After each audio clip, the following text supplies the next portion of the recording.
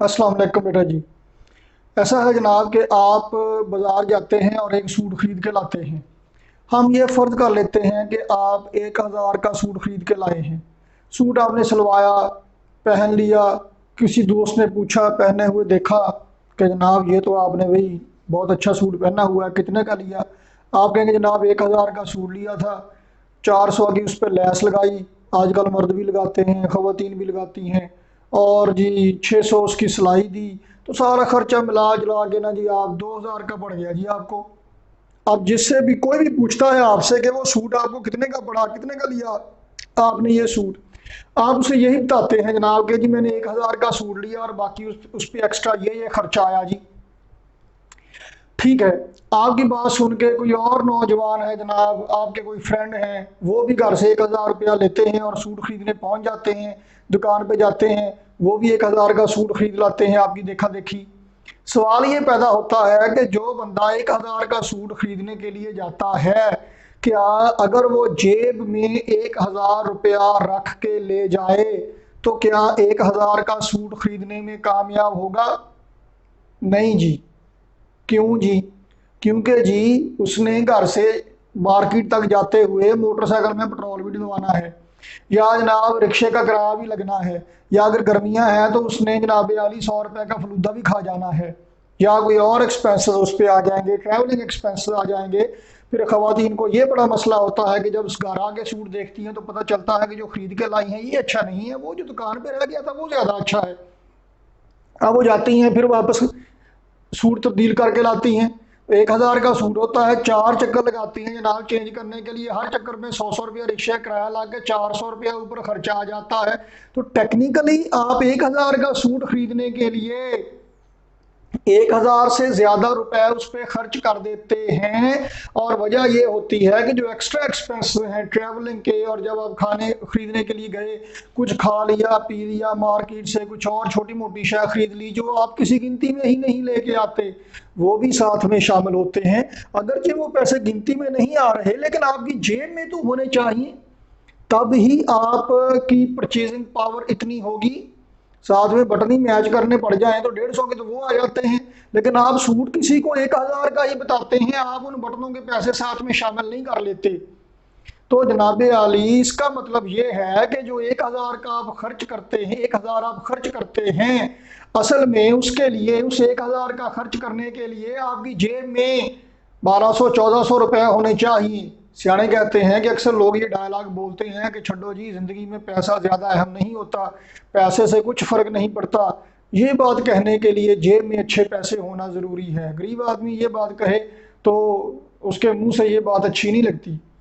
तो बहरहाल बात यह है जी कि बिल्कुल ऐसे जैसे सूट के लिए हमने बात की, यही जनाब हमारा आज का मौजू सखुन है। क्या करना है जनाब, आज हम EMF and potential difference, terminal potential difference तो हमने पहले डिस्कस किया हुआ है। आज इसमें क्या खास बात आ गई है देखते हैं जनाब आली क्या है। ये जनाब सेल लेकर लगाया हुआ है, हमने बैटरी लगाई है। हमने कहा इससे पहले कि बैटरी वी पोटेंशियल प्रोवाइड करती है, सर्किट में से आई करंट गुजरता है, इस रेजिस्टेंस के अक्रॉस पोटेंशियल डिफरेंस है कितना, V is equal to I R. जनाब ये वाला पॉइंट जो बैटरी के पॉजिटिव से जुड़ा हुआ है ये हायर पोटेंशियल है, और जो बैटरी के नेगेटिव से जुड़ा हुआ है ये लोअर पोटेंशियल है। तो जनाब पोटेंशियल का डिफरेंस है। अब ये वाला पॉइंट जुड़ा हुआ है, इसका मतलब है कि इन दोनों का पोटेंशियल सेम है, ये इसके साथ जुड़ा हुआ है, कनेक्टेड है मतलब, तो इसका और इसका पोटेंशियल सेम है जी। तो जनाब पोटेंशियल डिफरेंस है इस रेजिस्टेंस के अक्रॉस। और ये क्यों आया? क्योंकि यहां से चार्ज कैरियर मूव करके यहाँ पे आया। अब सवाल ये पैदा होता है कि चार्ज कैरियर क्यों मूव करके यहाँ पे आया? चार्ज कैरियर क्यों मूव करके यहाँ पे आया जनाब? क्योंकि बैटरी ने चार्ज कैरियर को धक्का मारा, रिपेल किया, उस रिपल्शन की वजह से चार्ज कैरियर यहाँ से यहाँ तक आ गया। सवाल ये पैदा होता है कि बैटरी ने चार्ज कैरियर को क्यों धक्का मारा जी? बैटरी ने चार्ज कैरियर को धक्का मारा तो क्यों मारा, वजह उसकी क्या है? बैटरी के पास वो एनर्जी कहां से आई जिससे उसने चार्ज कैरियर को, चार्जेस को रिपेल कर दिया, धक्का मार दिया? मैं सुबह से शाम तक आपके पीछे फिरता हूँ जी कि जी पढ़ लें, लेक्चर अटेंड कर लें, क्विज सॉल्व कर लें, असाइनमेंट कर लें, टेस्ट दे दीजिए, कोई मसला है तो पूछ लीजिए, ये वो। आप अक्सर कहते हैं सर आप हमें मोटिवेट करते हैं जी, बहुत अच्छा है, बहुत ये वो करते हैं। सवाल ये पैदा होता है कि मुझ में मोटिवेशन कैसे आती है, मुझ में ये मोटिवेशन कहाँ से आती है। अब बात ये है कि वो जैसे एक मौलवी साहब वाला फेमस डायलॉग है कि काका जिमें पढ़े उवें ही पढ़ाना। तो अगर मुझे किसी ने मोटिवेट किया होगा, मुझे किसी ने पढ़ाया होगा, तो मैं भी आप पे एनर्जी लगाऊंगा, मैं भी आप पे वक्त सर्फ करूंगा, मैं भी आपको पढ़ाऊंगा। सारी उम्र मैंने किसी को पढ़ाते हुए नहीं देखा, तो मुझे कैसे पता चलेगा कि मैं कैसे पढ़ाऊं जी। तो ऐसा है जी कि जब तक आप खुद मोटिवेटेड नहीं होंगे किसी ना किसी तरीके से, तब तक आप किसी दूसरे को क्या करेंगे। मोटिवेट करने वालों को भी मोटिवेशन चाहिए होती है। बैटरी ने जो चार्ज कैरियर को एनर्जी सप्लाई करना है, तो बैटरी को बजाते खुद भी तो एनर्जी चाहिए ना।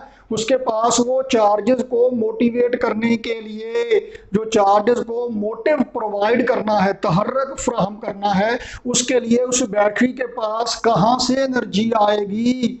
जनाब आली, बैटरी के पास एनर्जी आएगी जब हम बैटरी को चार्ज करेंगे। ड्यूरिंग चार्जिंग प्रोसेस एनर्जी मिल जाएगी बैटरी को या सेल को, और उसकी मदद से फिर वो बाकी के चार्ज कैरियर्स को एनर्जी सप्लाई करेगी। तो अब होता ये है कि अभी वो कल ही एक क्विज मैंने दिया, और उसके बाद क्विज सॉल्व करने के बाद एक बच्चे ने थोड़ी सी उसमें गलती कर दी। मैंने उसको थोड़ा डांटा कि ये आपको ऐसी गलती नहीं करनी चाहिए थी।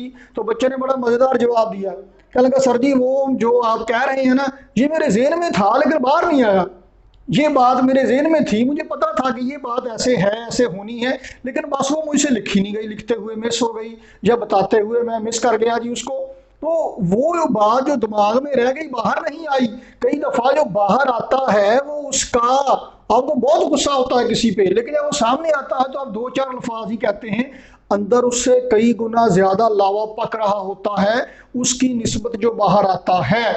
तो जितनी एनर्जी मौजूद होती है अक्सर उतनी एनर्जी सप्लाई नहीं की जा पाती। मैं कहता हूं जनाब कि मरने मारने पे आमादा हो जाएं, जिंदगी का मकसद इसे बना लें, पढ़ लें, ये कर लें, वो कर लें। अब मैं जितना भी मोटिवेट करता हूं, कर सकता हूं, क्या नतायज उसके मुताबिक आते हैं। कई बातें तो ऐसी होती हैं जो मुझे क्लास के बाद, लेक्चर के बाद याद आती हैं कि वो ये भी कहना था। कई बातें हम पाकिस्तानियों को लड़ाई के बाद याद आती हैं, जो ये भी ताना देना था। फिर हम बौंदले बौंदले फिरते हैं कि जनाब ये बात किसी बहाने हम उसको कह दें, पीछे पीछे मैसेज करके, फोन करके, किसी बहाने से लड़ाई का अगला राउंड शुरू करें।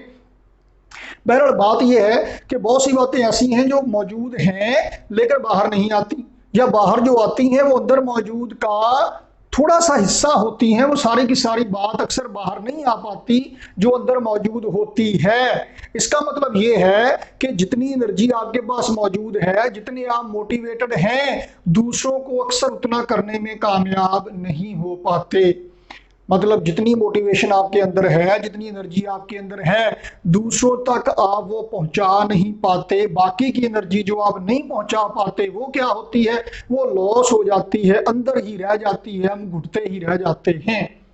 हुआ क्या जनाब कि बैटरी ने चार्ज कैरियर पर जो वर्क किया, work done per unit charge, वो जनाब यानी जिसे हमने लिखा था delta W over delta Q, work done per unit charge जो बैटरी ने चार्ज कैरियर पर किया, जो एनर्जी सप्लाई की बैटरी ने, अब हम उसे पोटेंशियल डिफरेंस की बजाय ई से लिखा करेंगे, ईएमएफ से लिखेंगे। ईएमएफ क्या है, इलेक्ट्रोमोटिव फोर्स। फोर्स से ये ना समझिएगा कि इसके यूनिट न्यूटन वाले हैं, ये वो ट्रेडिशनल फोर्स नहीं है, ये लिटरल मीनिंग में फोर्स का लफ्ज इस्तेमाल किया गया है। ये वो फोर्स है जो बैटरी इस्तेमाल करती है चार्ज कैरियर्स को मोटिवेट करने के लिए, तहर्रक फ्राहम करने के लिए, तहरीक फ्राहम करने के लिए।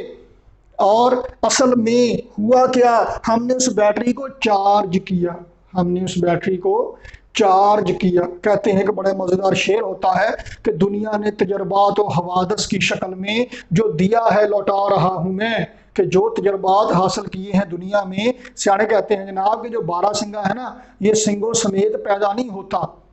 जब पैदा होता है तो उसके सींग नहीं होते वो बड़े बड़े, ये दुनिया में आता है, देखता है कि अपने सर्वाइवल के लिए, अपनी हिफाजत के लिए कुछ ना कुछ चाहिए, तो वो सींग उगा लेता है, कोई नाखून बढ़ा लेता है, कोई क्या कर लेता है, कोई क्या कर लेता है। तो मतलब तजर्बात से ही बंदा सीखता है और उससे ही कुंदन बनता है। तो ऐसे ही जनाब, जब बैटरी चार्ज कैरियर को एनर्जी सप्लाई करेगी, वर्क करेगी चार्ज कैरियर पर, वो वर्क इसमें असल में कहाँ से आएगा? ये उस पर वर्क किया गया होगा, उस बैटरी पर किसी ने वर्क किया होगा, तब उसमें वो एनर्जी आई होगी जो वो चार्ज कैरियर को सप्लाई करेगी। अब होता ये है जनाब कि बैटरी का जो पॉजिटिव टर्मिनल है, ये वाला पॉजिटिव टर्मिनल है और ये वाला नेगेटिव टर्मिनल है, यहाँ पे पॉजिटिव चार्जेस इन एक्सेस मौजूद हैं और ये पॉजिटिव चार्जेस यहाँ से सप्लाई किए जाते हैं। ये पॉजिटिव चार्जेस यहाँ पे आए कहाँ से आए जनाब पॉजिटिव चार्जेस? वो कहते हैं जनाब, स्टेज ड्रामे में एक लतीफ़ा मशहूर है, कहते हैं जनाब एक सांप आया तो बंदा घबरा गया, कहता जनाब वो ये सांप कहाँ से आ गया? कहते सप हथ मारे, कहता उस्ताद जी मैं तो तुहाडे कोलों जहर भराउण आया। वो भराउण आया है, वो जहर भरवाने आया, वो अपनी चार्जिंग कराने के लिए आया है। तो बैटरी चार्जिंग प्रोसेस के दौरान, ये बैटरी है जनाब आली, तो अब ये इसका पॉजिटिव टर्मिनल बनेगा, पॉजिटिव पोटेंशियल वाली प्लेट, हायर पोटेंशियल वाली, और ये बनेगी इसकी लोअर पोटेंशियल वाली प्लेट। चार्जिंग प्रोसेस के दौरान हम क्या करते हैं? हम यहां से पॉजिटिव चार्जेस को उठाते हैं और यहां पहुंचा देते हैं।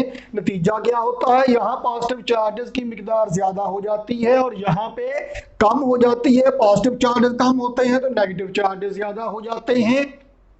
इसका मतलब ये है कि पोटेंशियल का डिफरेंस क्रिएट हो गया। During charging process positive charges lower potential से उठा के हायर पोटेंशियल तक ले जाए जाते हैं, या आप इसको एक्चुअली फिनोमेनन तो ये होता है कि इलेक्ट्रॉन शिफ्ट किए जाते हैं, वो इलेक्ट्रॉन यहाँ से यहाँ शिफ्ट किए जाते हैं। एक्चुअली कन्वेंशनली हम पॉजिटिव चार्जेस के फ्लो की, उनकी मूवमेंट की, उनकी मोशन की बात करते हैं। तो जैसे जैसे आप पॉजिटिव चार्जेस को यहाँ पहुंचाते जाएंगे, पोटेंशियल डिफरेंस बढ़ता जाएगा, बैटरी चार्ज हो रही है। तो अब होगा ये कि जब आप पॉजिटिव चार्ज को यहाँ से यहाँ तक ले जाएंगे, दरमियान में क्या है? दरमियान में वैक्यूम तो नहीं है, खला तो नहीं है। अगर ये बैटरी है तो इसमें इलेक्ट्रोलाइट मौजूद है, ये इलेक्ट्रोलिसिस का प्रोसेस हो रहा है। तो वो जो पॉजिटिव चार्ज यहाँ से जनाब तैराकी करके, यहाँ से जनाब इस फ्लूइड में से, इलेक्ट्रोलाइट में से गुजर के दूसरी प्लेट तक, दूसरे टर्मिनल तक जाता है, तो मूव करते हुए दरमियान में उसे फ्रिक्शन का सामना भी करना पड़ता होगा। तो ये जो फ्रिक्शन का सामना करना पड़ता है, इस फ्रिक्शन की वजह से एनर्जी का कुछ ना कुछ लॉस भी हो जाता होगा और होता है। तो होता क्या है जनाब कि आप जो एनर्जी सप्लाई करते हैं, work done per unit charge या energy supplied per unit charge during charging process, energy supplied per unit charge during charging process is called EMF. इसे हम ई से लिखेंगे। तो ईएमएफ के यूनिट फोर्स वाले नहीं है, न्यूटन नहीं है, इसके यूनिट क्या है? एनर्जी बटा चार्ज, यानी जाउल पर कूलम, यानी के वोल्ट। तो ईएमएफ क्या है? EMF is equal to energy supplied per unit charge, यानी के work done per unit charge during charging process. ये डेफिनेशन है ईएमएफ की। एनर्जी सप्लाइड या वर्क डन, अब ये ई एनर्जी नहीं है, ईएमएफ है। एनर्जी सप्लाइड या work done per unit charge during charging process to take it from one terminal to another terminal during charging process is called EMF.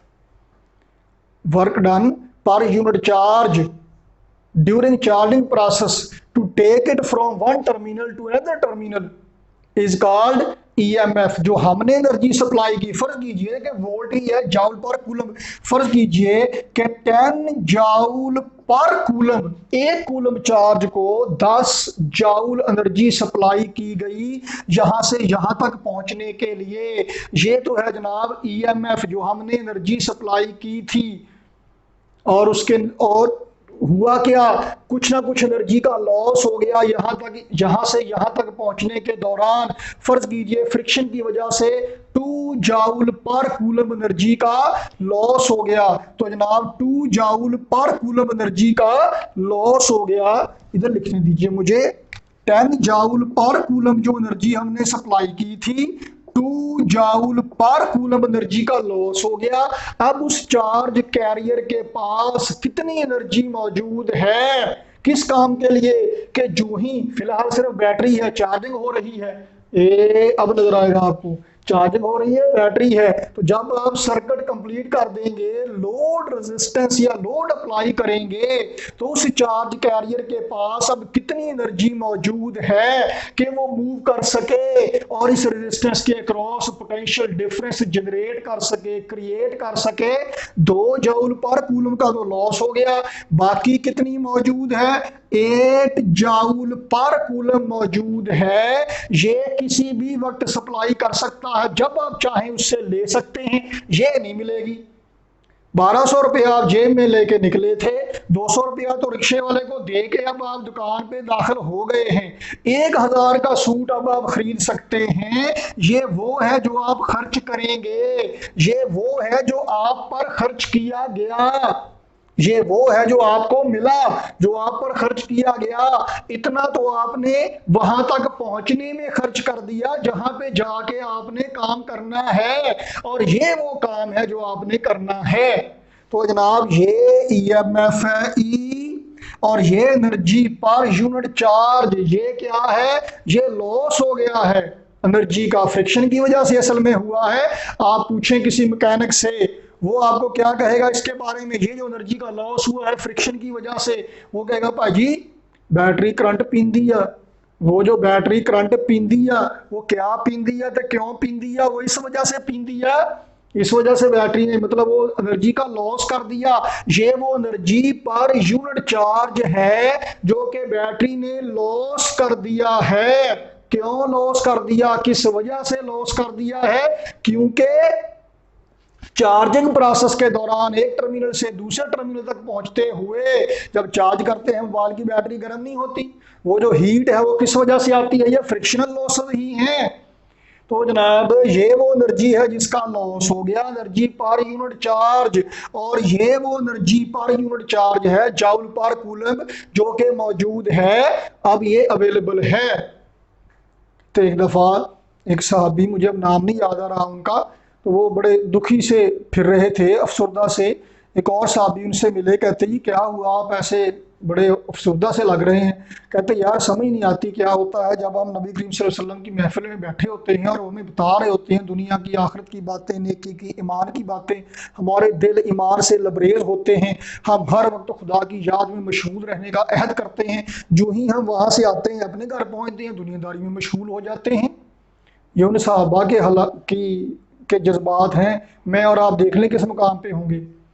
दूसरे साहबी ने कहा कि यार ये तो मसला मेरे साथ भी है, तो क्यों ना हम रसूल खुदा से पूछें जाके कि ये क्या मामला है, कहीं हम मुनाफिक तो नहीं हो गए। तो उन्होंने जाके ये मसला पेश किया। नबी करीम सल्लल्लाहु अलैहि वसल्लम मुस्कुराए और कहने लगे कि जो तुम्हारी कैफियत यहाँ पे होती है, अगर हर वक्त यही कैफियत रहे तो तुम तो जंगलों में निकल जाओ अपने कपड़े फाड़ के और बालों में खाक डाल के।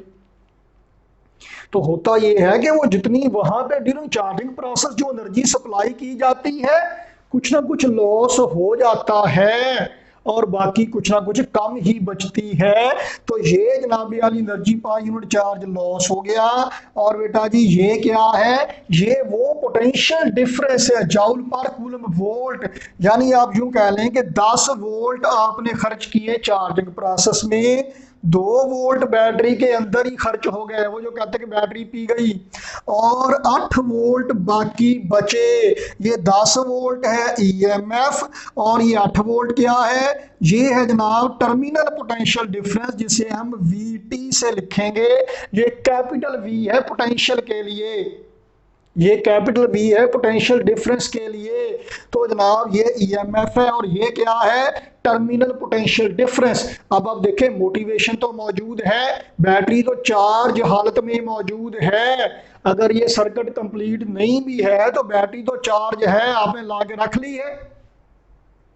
लेकिन टर्मिनल पोटेंशियल डिफरेंस कब होगा, जब सर्किट कंप्लीट होगा, इसमें से करंट गुजरेगा, ईएमएफ की वजह से टर्मिनल पोटेंशियल डिफरेंस होना है। यानी आप कहेंगे कि ईएमएफ इज द कॉज, कोई चार्ज करेगा तो तब है ना, मैं खुद मोटिवेशन पढ़ूंगा तो आपको आगे मोटिवेट करूंगा। ईएमएफ इज द काज, वो जो बैटरी चार्ज हुई है वो काज है, वो वजह है।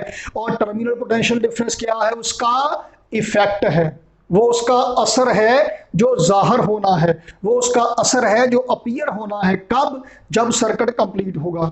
बैटरी तो चार्ज है, मौका मिलेगा तो वो करंट सप्लाई करेगी, सर्किट से करंट गुजरेगा, लोड होगा, पोटेंशियल डिफरेंस होगा, तब बात बनेगी। तो जनाब ईएमएफ हमेशा मौजूद है, चाहे सर्किट कंप्लीट है या नहीं है। लेकिन टर्मिनल पोटेंशियल डिफरेंस तब ही हो सकता है जबकि सर्किट कंप्लीट होगा। अगर सर्किट कंप्लीट नहीं होगा तो टर्मिनल पोटेंशियल डिफरेंस मौजूद नहीं होगा। तो जनाब इसका मतलब है टर्मिनल पोटेंशियल डिफरेंस के लिए सर्किट कंप्लीट होने की लूप, लूप मतलब क्लोज्ड सर्किट की शर्त है लाजमी टर्मिनल पोटेंशियल डिफरेंस के लिए। टर्मिनल मतलब मैक्सिमम, मैक्सिमम पोटेंशियल डिफरेंस जो इस सिचुएशन में मिल सकता है अक्रॉस द लोड। तो जनाब अब हुआ क्या, देखिए जी आइडियल केस अगर है, अगर आइडियल केस है तो आइडियल केस में घर से 1000 रुपया लेके निकलेंगे, 1000 रुपए का आप सूट खरीद लेंगे। रियल केस में कुछ रिक्शे का किराया लगना है, रिक्शे पे नहीं जाना, किसी दोस्त के साथ जाना है, वो उससे भी बड़ी खराबी करेगा। रिक्शे वाले ने 100 लेना था, दोस्त आपका 300 की कोई शय खा जाएगा, तेनू लेके नहीं गया मैं, ये कह के। तो अगर आइडियल केस है, आइडियल केस में हम ये एक्सपेंसेस शामिल नहीं करते, फ्रिक्शनल लॉसेस शामिल नहीं करते, तो आइडियल केस में ये लॉसेस नहीं होने, इलेक्ट्रोलाइट में से गुजरते हुए फ्रिक्शनल लॉसेस नहीं होने। वो जो फ्रिक्शन है वो बैटरी की इंटरनल फ्रिक्शन है, बैटरी की इंटरनल रेजिस्टेंस है। तो आइडियल केस में क्या होगा, अब हम ये बुक वाइज डायग्राम बनाते हैं पंजाब टेक्स्ट बुक बोर्ड वाली। तो जनाब ये ऐसे करके, फिलहाल तो जनाब ये ऐसे करके ठीक हो गया जी। तो जनाब फिलहाल सर्किट कट ऑफ है, बैटरी की ईएमएफ है। अब हम पहले हम बैटरी का पोटेंशियल, जो बैटरी वोल्टेज देती थी हम उसे वी लिखते थे, अब हम ई लिखा करेंगे। हम कहेंगे जो लॉस हो गया सो हो गया, लेकिन हमने जो दिया है वो लिखे ना। वाले साहब से पूछेंगे जनाब आपके बच्चे ने बड़ा अच्छा सूट पहना, वो कितने का आया, अब्बा जी कहेंगे 1200 का, आप कहेंगे 1000 का, अब्बा जी कहेंगे वो तो मेरा तो 1200 ही लगा, मैं तो 1200 ही कहना। वो 200 जो लॉस हो गया ठीक है, पार्ट ऑफ गेम है, लेकिन वो दिया तो है ना, खर्चा तो हुआ है ना। तो आइडियल केस में वो नहीं होना, आइडियल केस में इंटरनल रेजिस्टेंस 0 है। For ideal case internal resistance, internal resistance is equal to small R से लिखा जाएगा। ये लोड रेजिस्टेंस है जिसे कैपिटल आर से लिखा जा रहा है।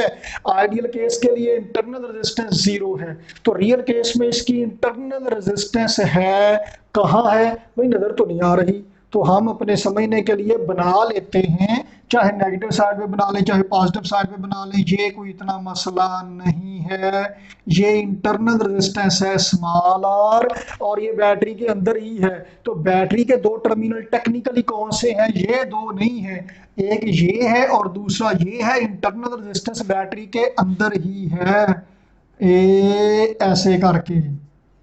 तो जब आप ये स्विच ऑन करेंगे, सर्किट कंप्लीट करेंगे, तो करंट गुजरेगा जनाब कितना, हायर पोटेंशियल से लोअर पोटेंशियल की तरफ। तो जनाबे आली क्या होगा, होगा ये कि अब ओए हुए जनाब पूरे सर्किट के लिए इक्वेशन लिखिए, कितने वोल्ट आपने सप्लाई किए चार्जिंग प्रोसेस के दौरान। ईएमएफ है, ई वोल्ट है ये, तो ईएमएफ के यूनिट भी वोल्ट ही है। सिमिलैरिटी क्या है ईएमएफ और टर्मिनल पोटेंशियल डिफरेंस के दरमियान, दोनों के यूनिट वोल्ट ही हैं, दोनों जाउल पर कूलम ही हैं। तो जनाब ईएमएफ, अब यहाँ से ईएमएफ है, ये दो हिस्सों में खर्च हो रही, जो ये वोल्टेज दो हिस्सों में खर्च हो रहे हैं, एक बैटरी के अंदर ही रह गए और दूसरे लोड रेजिस्टेंस के अक्रॉस। तो इसे कहेंगे वी स्मॉल आर।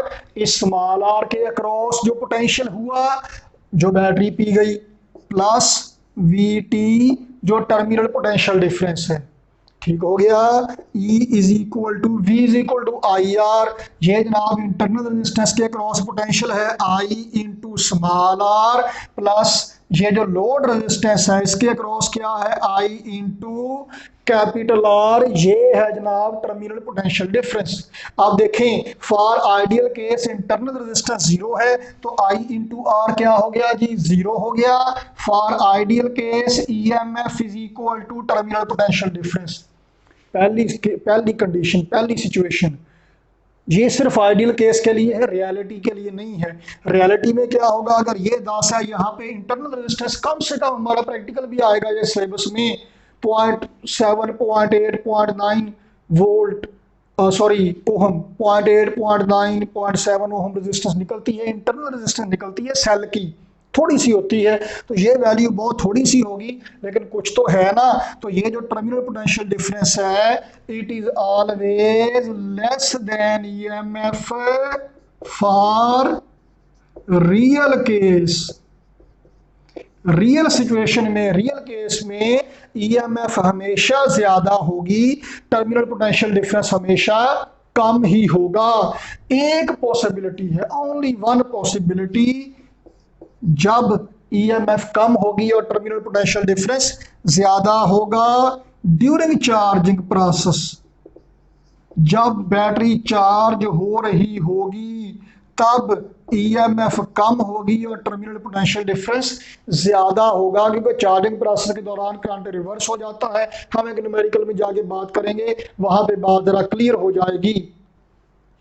तो नॉर्मल सर्कमस्टांसेस में क्या होगा, VT terminal potential difference is equal to, इसको इधर ले जाइए, E माइनस IR। ठीक हो गया जी। तो जनाबे आली, ये है EMF और टर्मिनल पोटेंशियल डिफरेंस, इनके दरमियान डिफरेंसेस क्या हैं। ये जनाबे आली देखे, यहां पे आपको डिफरेंसेस नजर आ रहे होंगे। EMF is the cause, terminal potential difference is the effect. EMF क्या है, energy supplied per unit charge during charging process to take the charge from one point to another point in during charging process. EMF मौजूद होती है, अगर circuit complete ना हो तब भी बैटरी में EMF होती है। टर्मिनल पोटेंशियल डिफरेंस तब होता है जब सर्किट कंप्लीट हो, जब लूप हो, जब सर्किट से करंट गुजरेगा तब टर्मिनल पोटेंशियल डिफरेंस होगा, वरना नहीं होगा।